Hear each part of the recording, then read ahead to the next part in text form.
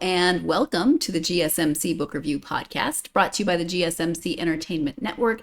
I am your host, Sarah. I am, as always, delighted to be with you on another Tuesday, bringing you another author interview.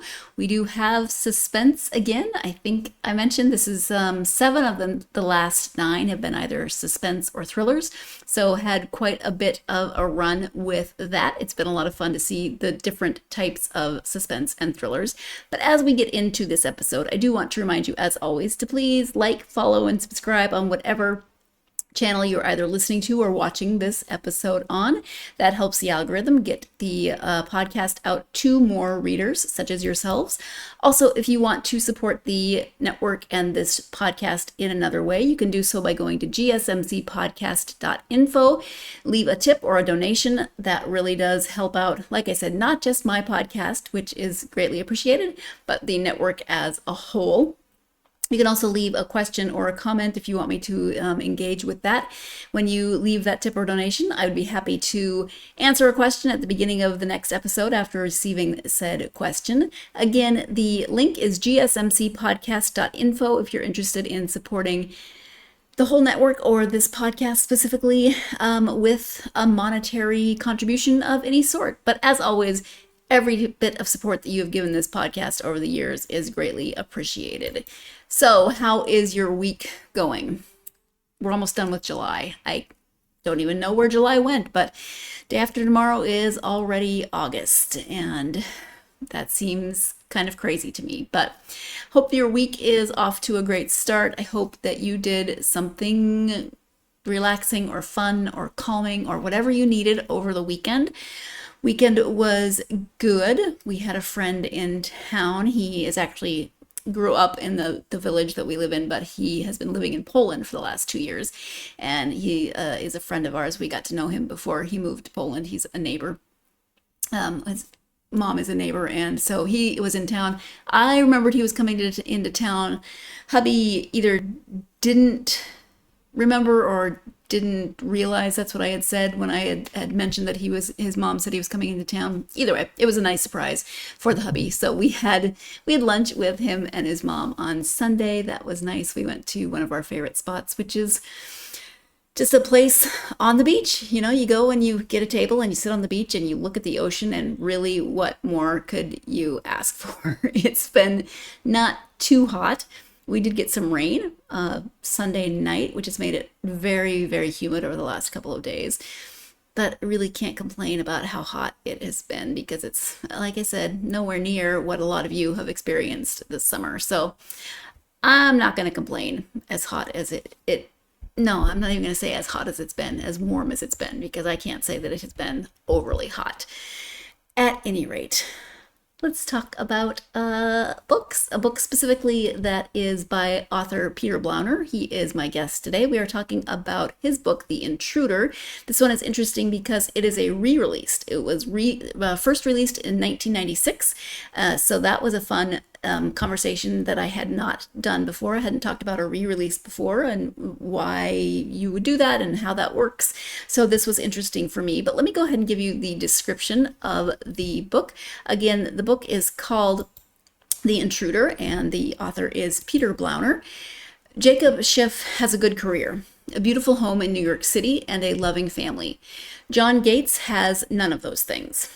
A psychiatric patient with a traumatic past, John received professional treatment from Jacob's wife with little success. Now he's following her and lingering near the Schiff's front door, menacing and harassing them at every opportunity, convinced that what Jacob has rightfully belongs to him instead. But Jacob Schiff has endured some brutal experiences too, and he has an angry streak. When, in desperation, he decides to take action to protect himself and his loved ones, the encounter takes a turn he didn't predict, and everything he was trying to save may be utterly destroyed. That is the description of The Intruder, and I don't normally read you comments or blurbs that are on a description when I read it to you, but this one has one by Stephen King. So if you are a fan of Stephen King or you're interested, he does say that The Intruder is unputdownable. So take that as you will. I think that word is descriptive, but a little weird. It's unwieldy, unputdownable. I get it, but not my favorite word. Doesn't matter.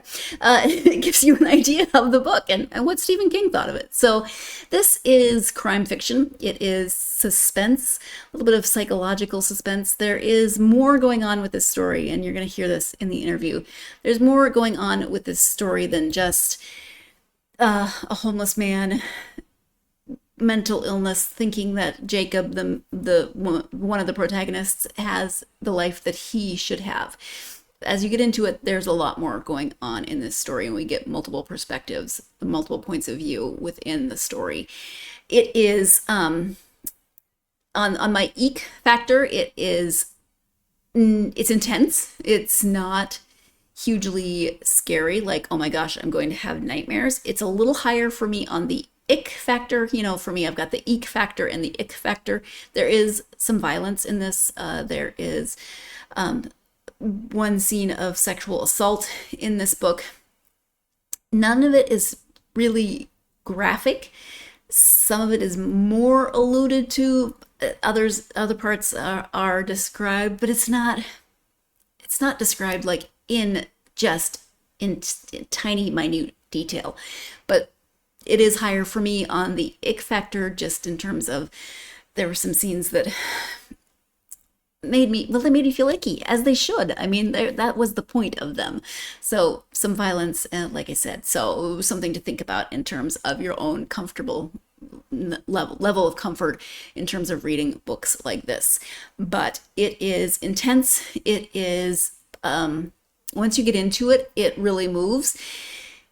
You find yourself, the characters are compelling. You might not agree with them. You might not necessarily resonate with them in ways that you're like, yeah, this is a really great person and I want to be like this character, but you are compelled by them. You want to find out, okay, where is this going? Where is their character going? Where is this character going to end up?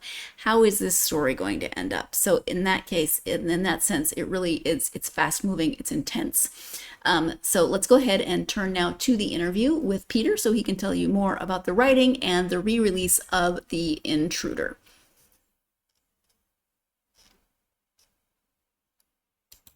Hi, Peter. Welcome to the podcast. Hey, Sarah. Thanks for having me.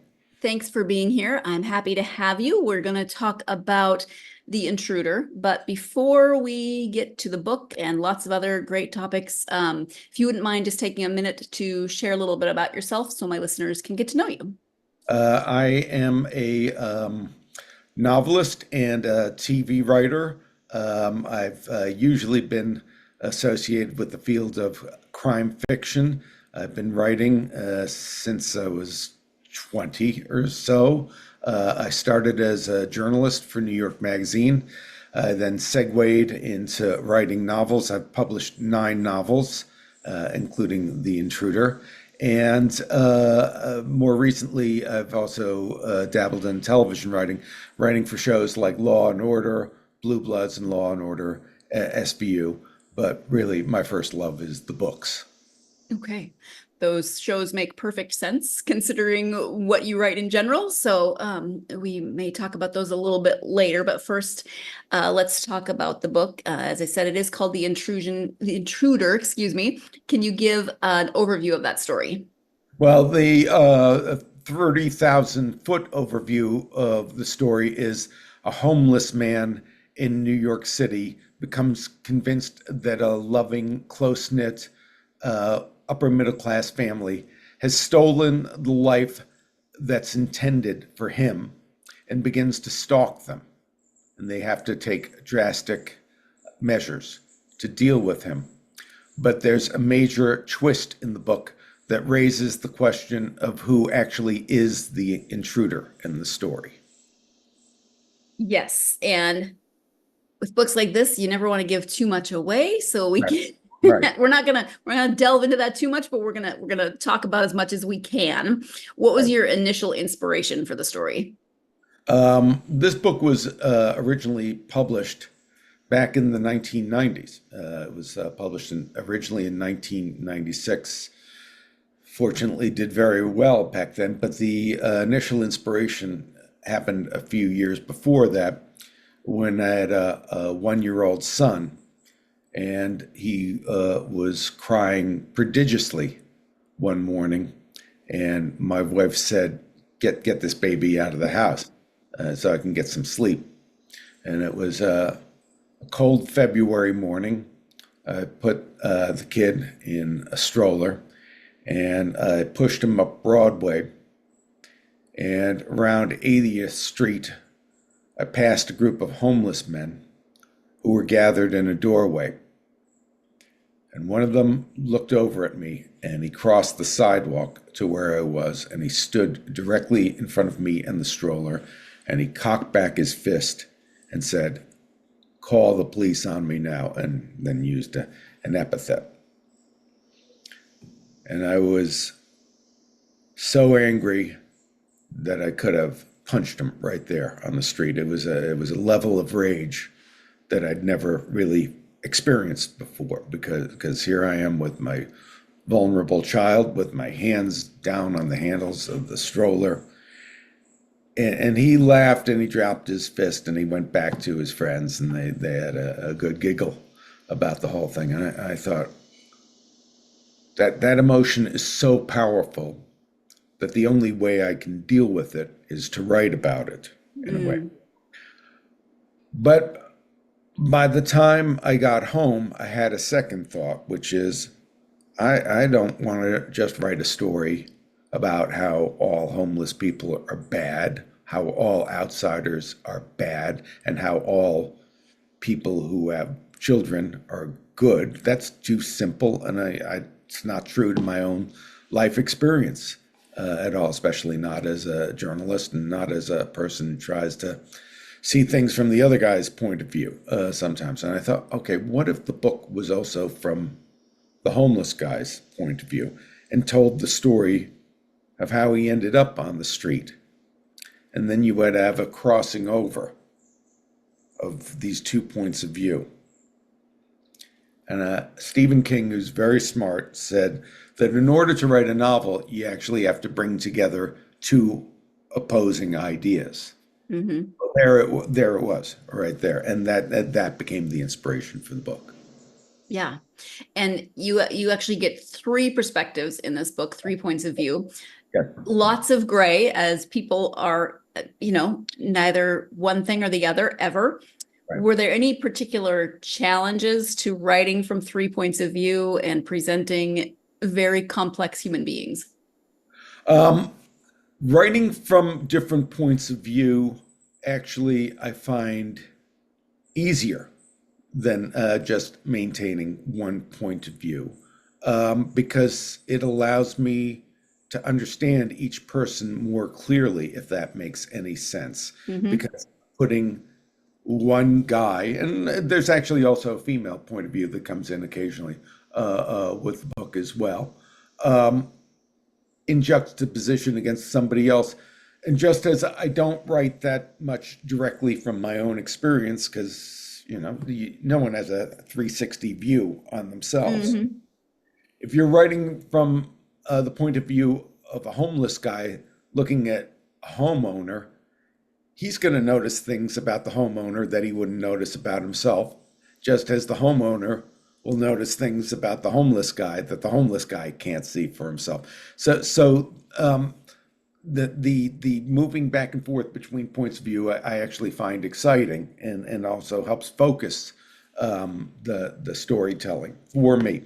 The real challenge was writing the homeless guy's point of view and writing someone who you begin by thinking is the villain of the piece, and without giving too much away, there's a lot more to him than that, and being able to bring the reader on that journey from seeing somebody as being just completely dark to being able to see different shades in that person, and to empathize with someone who is going through real struggles with mental illness and trying to come out the other end of that. And I always try and approach these characters the way a method actor would, that I really try to immerse myself and to have something as close to the experience as the character is having, so that I can write about it more convincingly. So in this case, I spent well over a year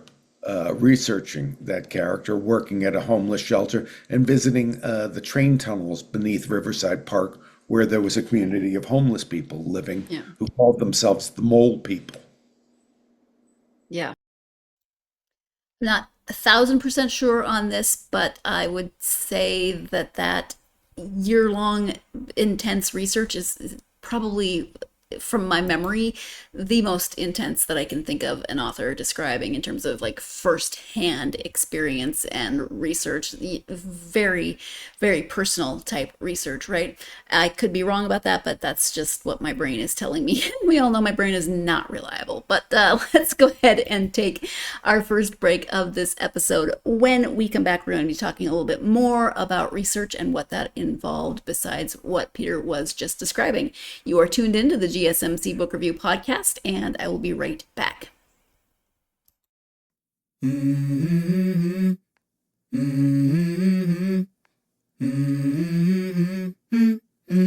Let's go. I wake up to a little bit of drool on my pillow, feel like it's gonna be a bad day. Yeah, I'm tired of shit, and the coffee ain't hit yet, damn, ain't that great. I don't wanna go to work, cause my boss is a jerk, and I'm not even that paid. I need a change in my life, cause I don't feel alive, and there's nothing that makes me happy. Hold my beer for a minute, I'm about to quit my job, cash in for a ticket. I'm going on a trip and I don't plan to visit. I'm gonna stay there till I feel like I'm winning, and this is just the beginning. I need a big change, help me feel like living. I need a big swing, home runs I'm hitting, and I'll never look back, moving on till I get it all.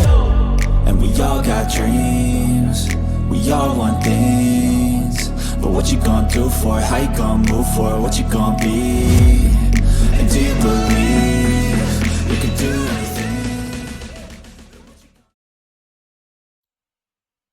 Welcome back to the GSMC Book Review Podcast and my conversation with author Peter Blauner. As we go into this second segment, just a real quick reminder that if you want to support the podcast and the network in a monetary fashion, you can do so by going to gsmcpodcast.info. As you see, the link is next to me, and you can leave a tip or a donation. Again, that link is gsmcpodcast.info. Your support of every variety is always greatly appreciated. So before the break, Peter was describing the process that he went through to learn more about being homeless at the time of writing this book and what that experience was like for him, the friendship that he made. Let's go ahead now and return to the conversation with Peter.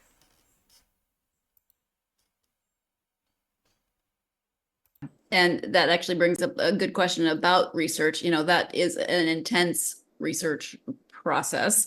Yeah. What were some of the main takeaways that you from that year-long process? I mean, you obviously can't include everything in the book, but for you personally, what were some of the main takeaways? Well, the thing that's really rewarding to me about writing books and doing this kind of research is I usually emerge from each book with a real friend and someone from the world that I'm writing about. And it's often someone who has a foot outside the world that I'm writing about so that they can explain it better. So in other words, if I was writing about a cop, which I have, if you're spending time with somebody who's just 100% blue all the time, they're not going to see what's interesting about it. Whereas I have a friend who is really one of the most distinguished detectives in the New York City Police Department, but he also is a lot of other things. He's a Grateful Dead fan. He's a former school teacher, so he can see what's interesting about the profession. With The Intruder, I actually became friends with a homeless guy named Lee Stringer. And Lee said to me at one point, listen, you can't understand how I ended up living in a subway platform at Grand Central Station in one sentence. It's a series of incremental steps where everything only makes sense in light of what came right before it. He said, so imagine growing up in a fragile but close family. Imagine losing a member of that family to tragedy. Then imagine depression then imagine dealing with that depression with booze, and then imagine dealing with it with weed, and then imagine dealing with it with harder stuff. Then imagine not paying your rent for a month or two because you're spending the money on drugs. Then imagine your landlord saying, hey, why don't you find some other place to live? Imagine spending a couple of nights on a friend's couch. Imagine the friend saying, hey, that's enough of that. And then imagine that you say, okay, I'll just spend one night outside, and then you're a homeless person. Well, okay, now I understand a lot of how to write this character, which I didn't before. Right. And you also talk about that in your introduction to this re-release. And that was the one line that really struck me from that story was you can't understand this process without understanding each step that came before. And for the character in this book, that is really true. Like you have to go through that progression to see just what happened, because at maybe not any point he could have gone a different direction and ended up somewhere else, but he could have gone a lot of different places, as could all of the characters for that matter. Right. That's part of what makes it a novel to me. Like if I could sum it up in one sentence, there wouldn't be any need to put it in a book. Right. But I want to give you the actual human experience of each step that each of us go through in life. Then you really need the expanse of a novel to give you that. Yeah. And you did mention that there is the fourth perspective. We get to see a little bit of that with Jake's wife's perspective that we don't get as much, but we do get. And even I think Jake's son, you can start seeing that he's 16 in the book. You can start seeing some of those steps that are going to dictate or direct is a better word, how the rest of his life might go. What are each of these things that happen in the book going to do with this character, which I thought was an interesting perspective as well.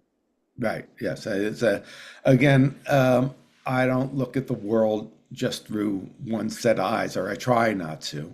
Mm-hmm. I try to see how everybody else is seeing it as well. And the trick is not to become so confused that it doesn't add up to anything at all, but to keep your eye on the suspenseful story. But for me, it's a richer experience that you're seeing from all these different characters' point of view. Yeah. When you start writing, obviously plot and character are intertwined, but so when you start writing characters, do you tend to have a pretty decent picture of those characters, or do you like to have them evolve as you write, because they are going through such character arcs? How much do you let them evolve as you write? Well, I wish I knew them all right from the beginning of the process, because writing books would be a lot faster than it is, but it never is. There are no shortcuts for me the way that I do it, that I have to get to know the characters the way I'd get to know someone in real life. That like you could be sitting next to somebody at the office, you can have lunch with them once or twice a week or something like that. You can see the pictures of their spouse and their kids on the desk. And then a year later, you find out, oh, wow, they were a professional baseball player, or they were an actress on Broadway, and then they broke their leg and went on this completely different journey in life. But they're not going to give that secret to you right away. And the only way to get to that is to invest the time and to delve into them the way you delve into knowing somebody in real life. And God, there's some restless nights when you're waiting for that answer, but when you get there, it's very, very satisfying, and it feels to me like a human connection. Yeah. Are you a plotter or a pantser or somewhere in between? I have adapted a little bit from my experience in screenwriting and television, the index card method, which is that you take a bunch of index cards and you write what's going to happen in every chapter and every scene on the index cards, and then you pin them to a cork board. And then I usually turn the cork board with its back to me so that I can't see it. And anything that I remember, I sort of use. But if I followed that outline exactly, the book would be a failure. Bruce Springsteen once said, if 2 + 2 = 4, you have failed. Something needs to happen along the way that changes what you expected to have happen, or else that means your characters have not developed any independent life at all. Right. And that absolutely needs to happen, or your book is just formulaic and dead on the page. Yeah, interesting. Thank you. So what prompted the re-release? I looked around at what's happening, not just in New York City where I've lived, but in every city that I've visited in the last few years. Los Angeles, Denver, New Orleans, Chicago, and even some of the suburbs. And I see the issue of homelessness has not disappeared, it's grown. And it's more prevalent and it touches more lives than it did 30 years ago when it was published. And the book obviously resonated for a lot of people back when I published it, and people still write to me about it even now. And I thought, well, why not? And a friend of mine, Jeremy Wagner, has started a publishing company called Dead Sky Press. And they're doing some very good new material. And they're also reissuing some older books, including my wife, Peg Tyer's first novel, Strangers in the Night, which is a wonderful book, which I highly recommend to people. And Jeremy has always been a big fan of The Intruder. And Simon Schuster originally published the book, and I persuaded them to give me the rights back. And Jeremy said, let's do it again, and let's give it a great new cover, which he has, and introduce it to a new audience. And now here it is, back out into the world again, getting in trouble all over again. Yeah. You're not rewriting it, it's a re-release. But if you were to be writing it now, is there anything you would change about the book? Not, to be truthful, not that much. I mean, part of, for me, each book is kind of an unconscious record of where I was at that point in my life. It's also an unconscious record of, well, more conscious record of where I was living and what was going on in the world around me. And I was trying to be as accurate to the physical landscape and the mental landscape of the time as I could. Yes, I would write more from the female's point of view, Tina, Jake's wife, point of view. I'm more comfortable writing about female characters than I was. That was my third book. I'm working on my 10th book now, and if I can't write about women at all, well, that's a shortcoming that really needs to be addressed. Maybe the kids' point of view would be a little bit different, because teenagers, I think, are actually maybe different now than they were. And it's interesting you say that. That might be the biggest difference, because social media, cell phones, email, all that stuff, for the most part, it's lousy for storytelling. Though I dealt with it in my most recent book, and I'd rather avoid it, honestly. I'd rather have somebody meet face to face than, exchange a text.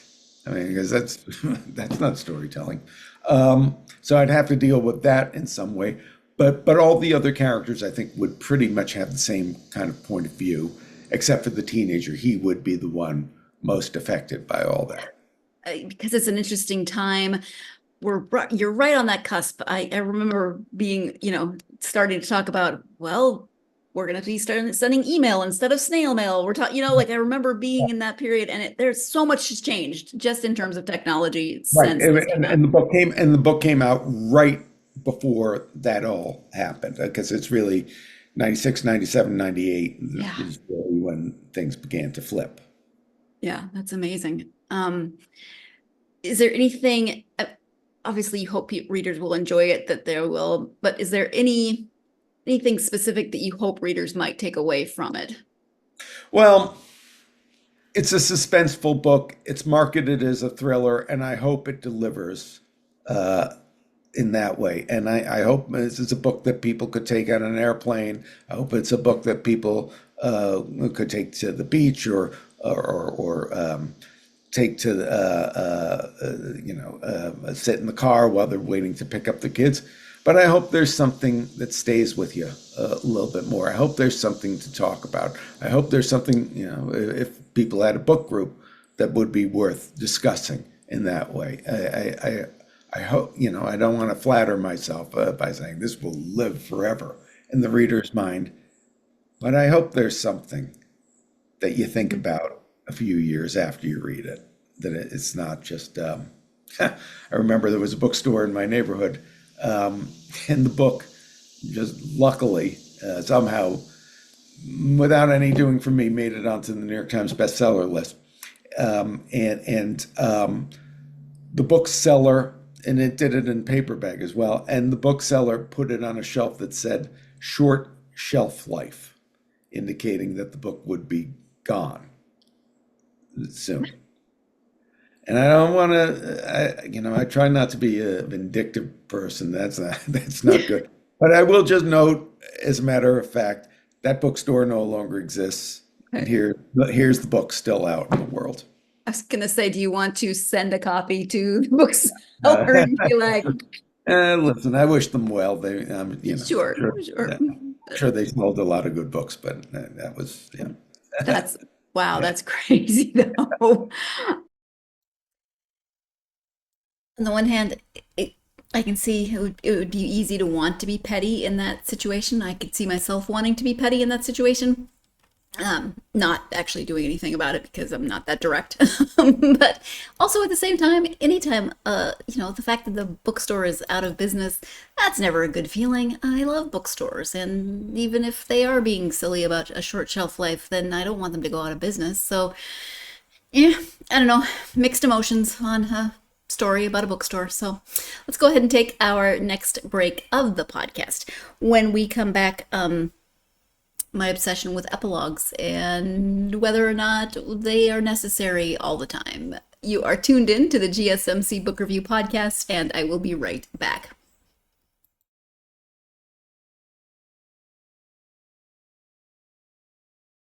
For the best and latest podcasts available anywhere, go to the podcast app on your cell phone and type in GSMC to access free content-rich podcasts on health and wellness, book reviews, sports, entertainment, relationships, social media, movies, technology, finance, and even weird news. Subscribe and download the GSMC Podcast Network's family of shows, available everywhere podcasts are found.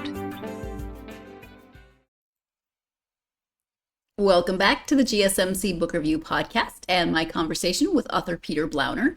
Before the break, we were talking about a comment from a bookstore that said this book would have a short shelf life. They indicated it would have a short shelf life, and here we are 28 years later still talking about this book. So I don't know what a short shelf, I don't know what a long shelf life would be if this is short, but hey, it's pretty impressive. So let's go ahead and return to the conversation with Peter. Well, and in terms of sticking with the reader, I'm the type of reader that often likes, if you could give me an epilogue that just outlines the next 20 years, but I love that. But I will say with this, you don't wrap everything up in a nice, neat bow. No. But you do it in a way that I didn't feel like, well, shoot, I need an epilogue. I felt like there was enough to kind of think of all the different possibilities for where these characters could go. Well, that's kind of you to say, and I appreciate that very much.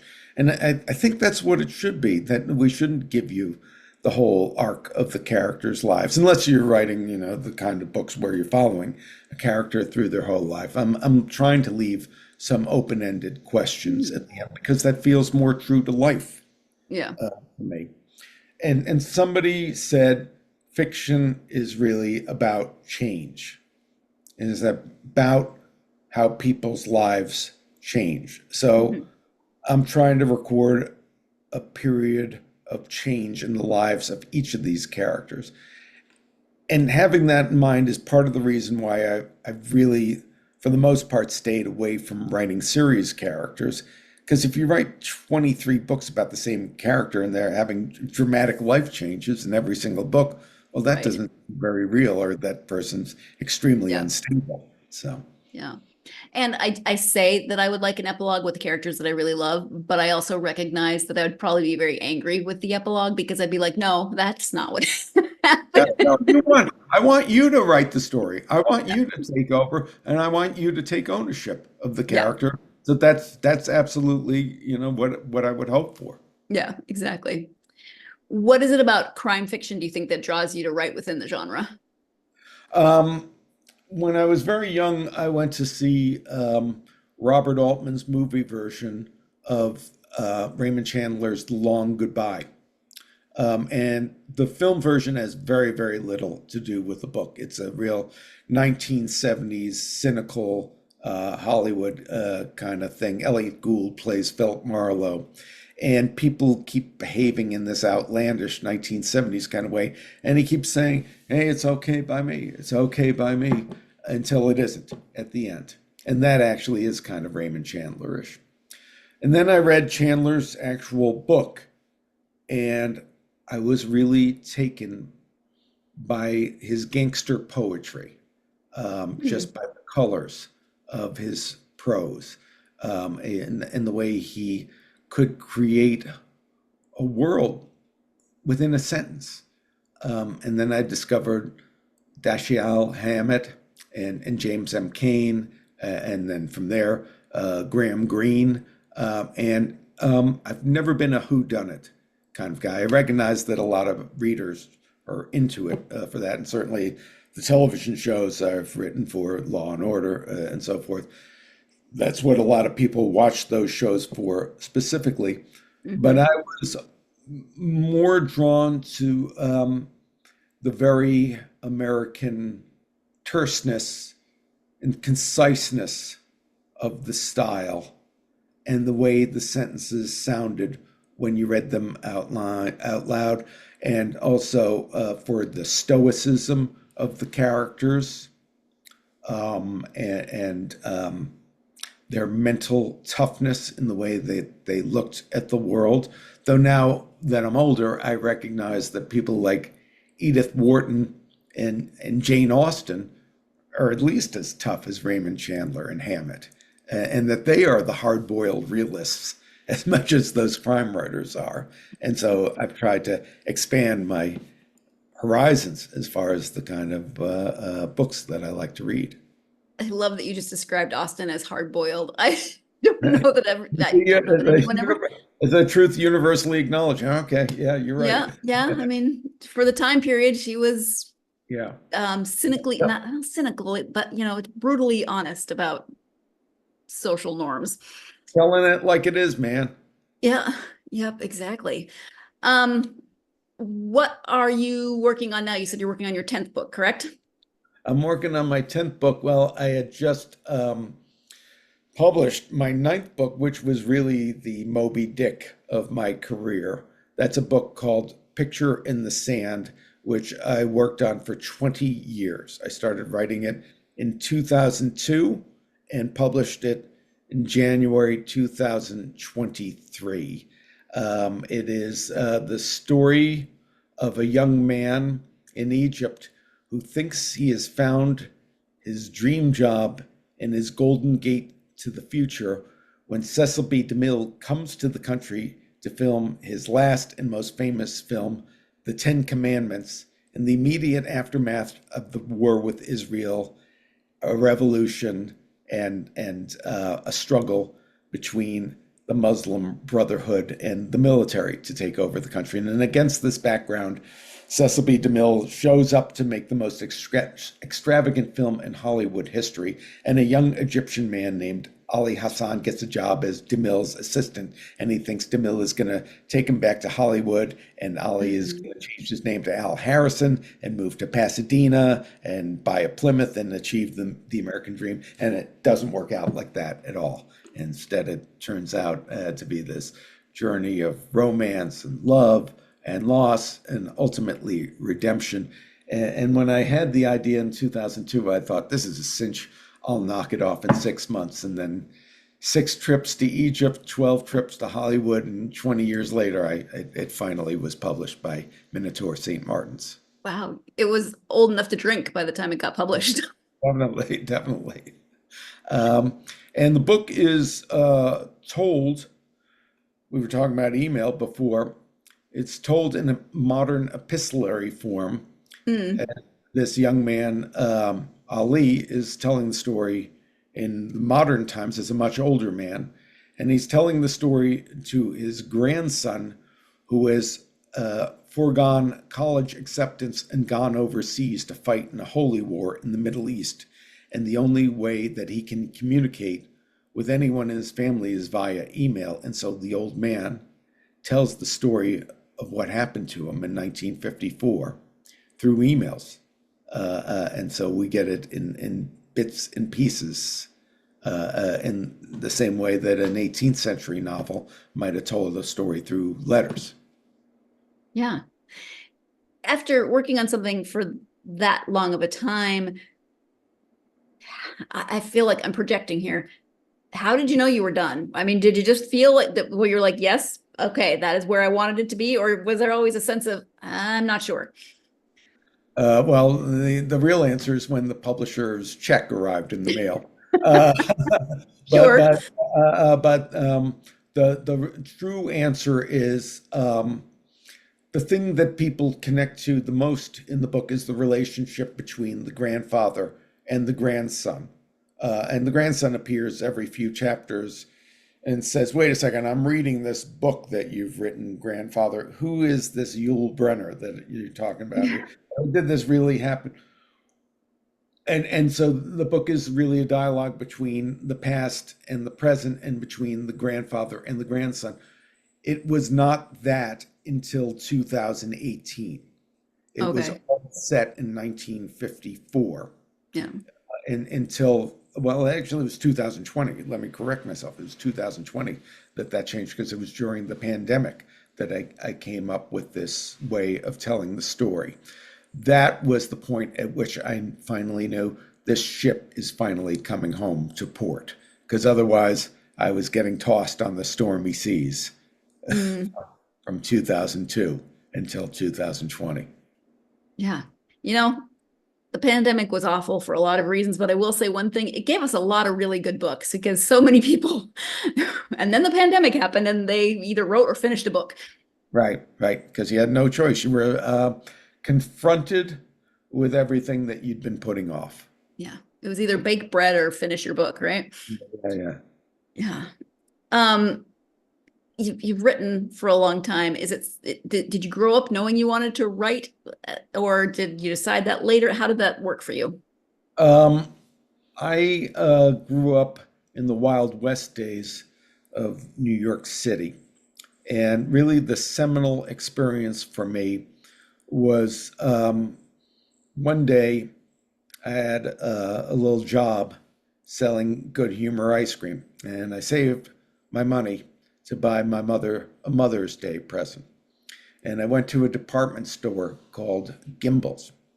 And I was standing at the counter, and I remember this almost like it happened yesterday.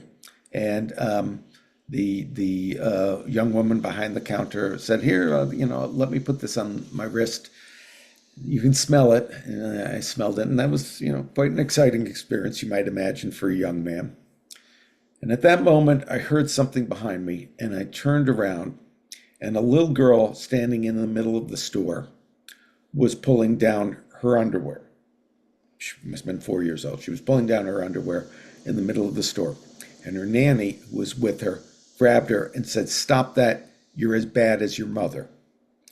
And I thought, there's a story there. There's a story. That's the moment when I decided writing was the thing for me. And the other thing that happened is that there were two great newspaper columnists in New York City at that time. One was named Jimmy Breslin, and the other was named Pete Hamill. And some readers may know Pete's great book, A Drinking Life, which is a wonderful memoir of his. And every week they would publish 3 times a week, 750 words. Sometimes it was political commentary, sometimes it was about sports, and sometimes it was basically just like a short story about real life. And I thought, this is wonderful. This is wonderful. And when I got out of, well, no, it was while I was still in college, I had the opportunity to become Pete Hamill's assistant. And they say never meet your heroes, and I've had that experience in some cases, but in this case, Pete was great. He's a real mensch, was a real mensch. He's passed, and he taught me some of the most important lessons about writing that I've ever learned, and things that I still carry with me to this day. And one the most important one is that if you have an experience, and if you think there's any chance you'll ever write about this experience, write down every aspect, every detail of that experience within 24 hours, or else you'll lose the detail that's actually the most important thing. Yeah. That's proven to be true over and over and over again. I love your origin story because it's so quintessential. You've got Good Humor Ice Cream, you've got Gimbals, you've Yes. got Hell, I mean, lots of it's Yeah.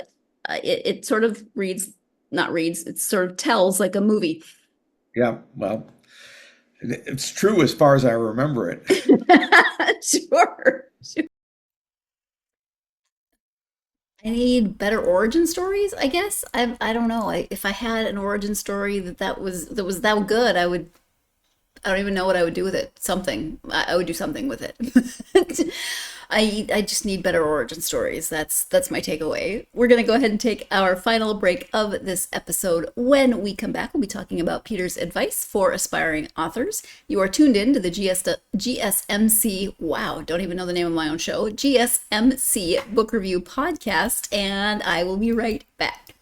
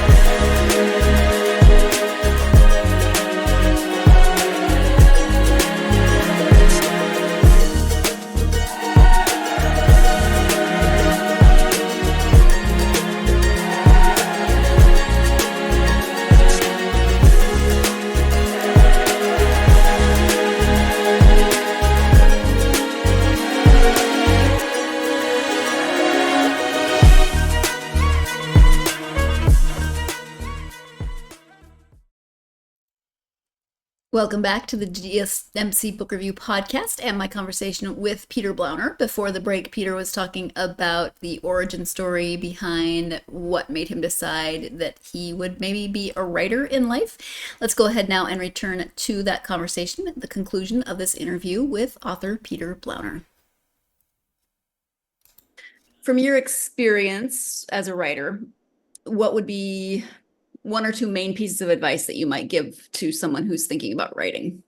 Well, I would pass on Pete's advice that if you have an experience and you think you're going to write about it, write down every part of the experience and then maybe put it in a desk drawer, look at it again 6 months, 2 years, or even 5 years later, and see what it is that still resonates for you. In some way, because often our initial response is not necessarily the truth and not really the truth of who we are. And it takes a while to really do the personal archaeology to uncover and excavate what is important and dramatic and honest. Yeah. Okay. Thank you. And the other piece of advice I give is, if you're serious about writing, make it a craft, make it a practice, do it every day. Yeah. Pete passed on Hemingway's advice to me, which is 3 pages every day. And that may not sound like much, and it may sound artificial to cut it off after 3 pages, and I don't always. But the point is that if it's going well and you stop after 3 pages, you have a great place to pick up the next day. But the more important part is, if it's absolutely terrible, you can recover from 3 bad pages. Whereas 19 pages, you'll be tempted to hold on to it, even if it all stinks. Yeah. I can imagine though, sometimes those 3 pages feel like absolute torture. Only if you feel like bashing your head against a granite cliffside until blood runs into your eyes is uncomfortable. Only in that sense. Otherwise, no, not at all. It's pleasant, lovely. Slight headache, but otherwise great. When you take time to read just for you, not necessarily for research or anything like that, who are some of your favorite authors and genres? I try to read pretty widely. I like Jennifer Egan. I like there's a newer writer, Jennifer Haig. She had a wonderful novel about 5-6 years ago called Heat and Light. So again, these are not necessarily crime fiction writers. I have a lot of friends who are authors, and I don't want to slight any of them by leaving anyone out. So I also read a lot of older books and classics that maybe I hadn't had a chance to catch up to before. Within the last 15 years, I've been reading a lot of the great Russian authors who I just was too young and stupid to understand when I was in my teens and early 20s. It may sound pretentious to say that you're reading Tolstoy. Tolstoy is a real page turner if you get to Anna Karenina and some of the shorter pieces. War and Peace is heavier sledding, but those other ones, he wrote all kinds of things. He wrote pot boilers, he wrote religious tracts, he wrote social novels, he wrote war stories. There must be something for you if you read his work. Interesting. I'm going to keep that in mind, because I usually just think of War and Peace and think, I'm not there. No. Anna Karenina is like a telenovela in the best sense. Like once you get going with it, it's hard to put it down. Interesting. Okay. In terms of internet presence, if people want to know more about you and your books, website, and any social media that you're active on. Absolutely. I have a website. It's peterblauner.com, PeterBlaun, like non sequitur, er.com. I'm also on Facebook. I also have a Substack called Slow Motion Riot, which is also the name of my first novel, Slow Motion Riot. I wrote about movies, real life crime stories, occasionally politics, and just the products and the hobgoblins of an inconsistent mind. Okay. It's got to go somewhere, right? Yeah. Yeah. Especially if it takes 20 years to write a book, it's nice to type something, hit send, and have it out there. Yeah. Yeah. I can imagine that would be a different way of using your writing brain. Peter, we've talked about a few different things, but is there anything that we haven't covered that you wanted to make sure you highlighted during this time? No, but you've done a terrific job, Sarah. This has been a really good talk. Just all I'd like to say is that if people do have a chance to check out the books, I hope they'll read them and use the website to reach out to me and let me know what you think, because the rewards of being a writer, the money comes and goes. The critics, well, they come and go. Sales, okay, you have no effect on.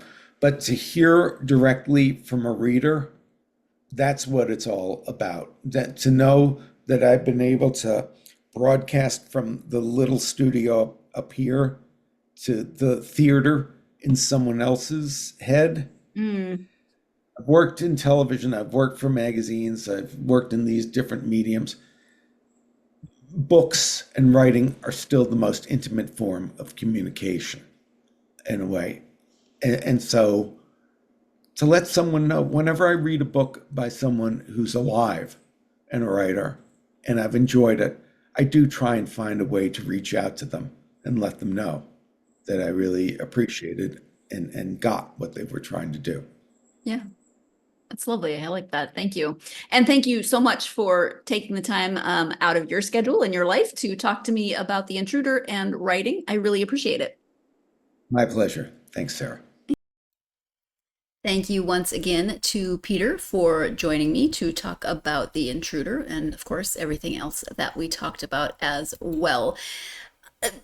I've been saying this a lot lately, but if you're a fan of suspense, then this is something that you should check out. We've been doing a lot of suspense, thrillers, etc. lately. It's been quite an interesting experiment, but this one is intense. It is a page turner. It will, I mean, it's gonna take you through that journey with the characters. It is character driven, and for me, that was the main thing that I appreciated about the story was finding out more about those characters, especially Jake and John. John is the homeless man.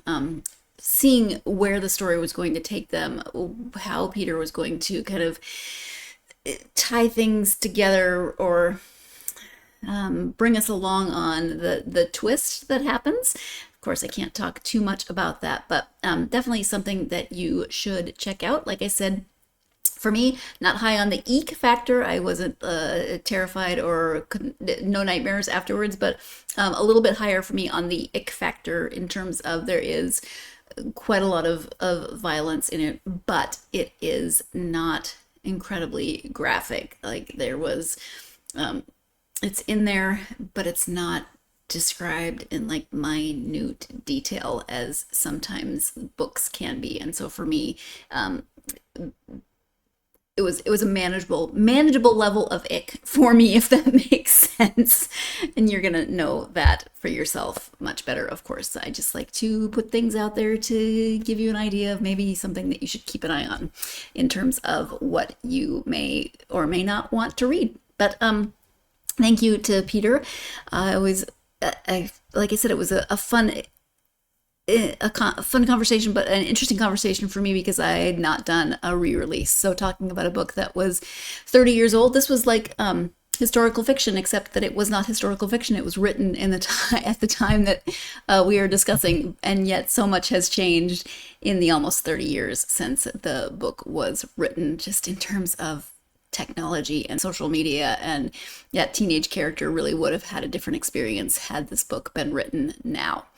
At any rate, I hope that you will join me for the next episode where we are massively switching gears. So we've been doing a lot of thrillers, a lot of crime fiction, a lot of suspense, psychological thrillers, etc. We're going with a children's book for next week's interview. I will be speaking with author Kaylee Boisvert, and double check the pronunciation of her name, about her debut children's book, Moneywise Mabel's Bursting Bank. You see the cover there. Mabel's learning about money, as you can see from that cover. I'm really looking forward to talking to Kaylee. Like I said, a complete reversal from crime fiction, psychological suspense to a very sweet children's book. So that will be fun for me to switch gears like that. And I hope that you will join me for that conversation to learn more about the book and Kaylee as an author. So that will be next week's episode. I hope that you enjoyed this week's episode. I hope that you're having a great week. If you are a fan of this podcast and have not done so already, please make sure you like, follow, and subscribe. Again, that does help the algorithm, gets the podcast out to more readers such as yourselves. Also, if you leave a positive review, that really, really helps, and I am greatly appreciative of it. I mean, obviously, you don't have to leave a positive review. You can leave an honest review, but reviews definitely help the podcast get out to more readers. And I am appreciative of all of the support that you give. Also, if you have not done so already, you can follow the podcast on social media, Facebook, X, Instagram, and TikTok. Love hearing from you, so go find the podcast and leave me comments. Tell me what you're reading. Tell me all of those. Tell me what you are gonna read in August. Tell me if your TBR is getting longer or shorter. I'm gonna guess longer, but just come and hit me up with all of your reading conversations on social media. I'm gonna stop now blathering and wrap this episode up. I hope you're having a good week, whatever your week is throwing at you, from blathering podcast hosts to whatever else. I hope it gives you plenty of opportunities to get yourself lost in a good book. Thank you so much.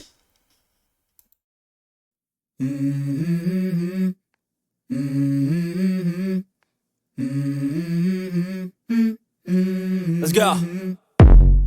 I wake up to a little bit of drool on my pillow, feel like it's gonna be a bad day. Yeah, I'm tired of shit, and the coffee ain't hit yet, damn, ain't that great. I don't wanna go to